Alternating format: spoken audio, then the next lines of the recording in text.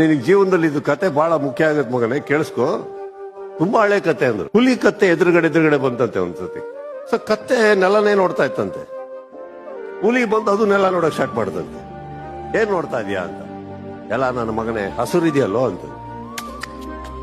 ನೀಲಿ, ನನ್ನ ಮಗನೇ ನೀಲಿ ಹಸುರು, ನೀಲಿ ಹಸುರು ಇದ್ಯಾವ್ದು ಸರಿ ಇಲ್ಲ, ಬಾ ಕಾಡಿನ ರಾಜನ ಹತ್ರ ಹೋಗೋಣ ಅಂತ ಸಿಂಹದ ಹತ್ರ ಹೋದ್ರಂತ ಇಬ್ರು. ನೀನೇ ನೋಡ್ಬಿಟ್ಟು ಹೇಳು ಹುಲ್ಲು ನೀಲಿನ ಹಸರ ಅಂತ. ಸಿಂಹ ನೋಡ್ಬಿಟ್ಟು ಹೇಳ್ತಂತೆ ನೀಲಿ ಅಂತ. ಕತ್ತೆ ಮಜವಾಗಿ ಡ್ಯಾನ್ಸ್ ಗೀನ್ಸ್ ಮಾಡ್ಕೊಂಡು ಯಾರ್ಯಾರು ಯಾವ್ಯಾವ ಡ್ಯಾನ್ಸ್ ತಲೆಗೆ ಬರುತ್ತಾ ನೆನ್ಸ್ಕೊಳ್ಳಿ. ಸಿಂಹ ಕೇಳ್ತಂತೆ ನೀನೇ ಹೇಳು ಕರೆಕ್ಟ್ ಆಗಿ ರಾಜ ನೀನು, ಹುಲ್ಲು ಹಸ್ರ ನೀಲಿನ ಅಂತ. ಸಿಂಹ ಹೇಳ್ತಂತೆ ಹಸ್ರಲ್ವಾ. ಹುಲಿಗೆ ಸಿಂಹ ಹೇಳ್ತಂತೆ ಯೋ ಮಗನೇ, ನಿನಗೆ ಪನಿಷ್ಮೆಂಟ್ ಕೊಟ್ಟಿರೋದು ಅದು ಹಸುರ ನೀಲಿ ಅನ್ನಕ್ಕಲ್ಲ, ಹೋಗಿ ಹೋಗಿ ಕತ್ತೆ ಹತ್ರ ಆರ್ಗ್ಯುಮೆಂಟಿಗೆ ಇಳ್ಕೊಂಡ್ಯಲ್ಲ. ಈ ಪನಿಷ್ಮೆಂಟ್ ಕೊಡ್ಬೇಕಾಗಿರೋದು ಸತ್ಯ ಸುಳ್ಳಿಗಲ್ಲ.